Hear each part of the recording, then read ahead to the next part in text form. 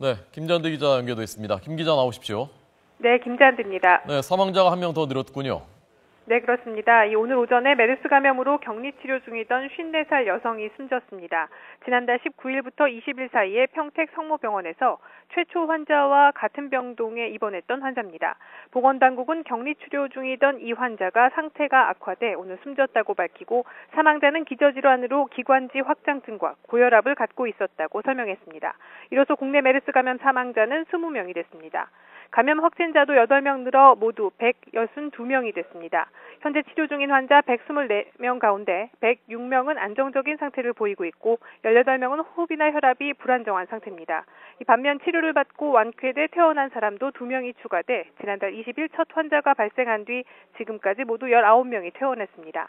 삼성서울병원 응급실을 중심으로 한 2차 감염 유행세가 쉽게 잡히지 않고 있습니다. 이 추가 확진자 8명 중 5명이 삼성서울병원에서 감염된 것으로 보고됐는데요.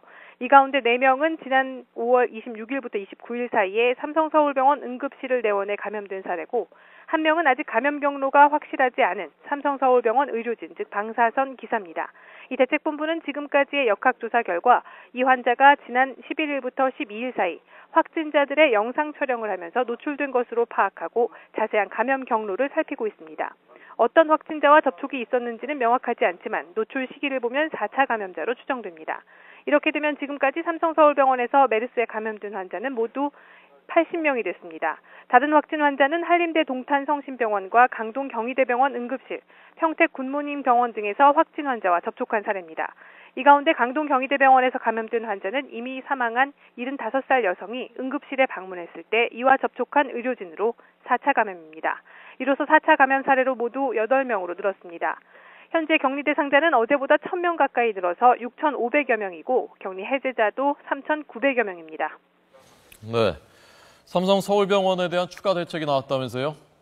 네, 지금까지 삼성서울병원에서 감염된 환자만 80명에 달하는데요. 보건당국은 현재 삼성서울병원에 대한 대응이 메르스 추가 확산을 막는 가장 큰 핵심이라고 판단하고 여러 가지 즉각적인 대응 조치를 취하고 있다고 밝혔습니다. 먼저 중앙방역관리점검조사단이 6월 2일에서 10일 삼성서울병원을 방문한 모든 환자들의 감염 관리를 하겠다고 밝혔습니다.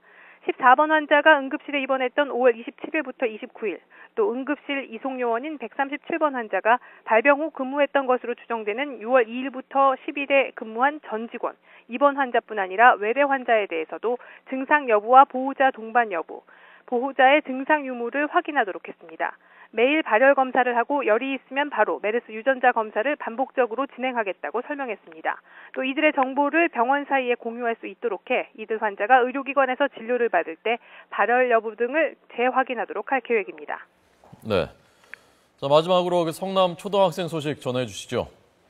네, 지난달 말 부모님과 삼성서울병원 응급실을 방문해 격리 중인 7살 초등학생, 국내에서 10살 미만 아동의 메르스 감염 첫 사례로 의심되면서 관심이 모아졌는데요.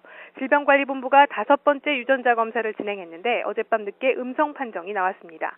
1차 검사에서 음성, 2차에서 양성 판정을 받았던 이 초등학생은 3차에서 다시 음성으로 판정이 엇갈리자 기존의 이 가래 채취 외에 목구멍과 코에 면봉을 깊이 넣어서 검체를 추가로 확보하는 방식으로 4차 재검사를 받았지만 정확한 결과가 나오지 않아 같은 방법으로 5차 검사까지 진행했습니다.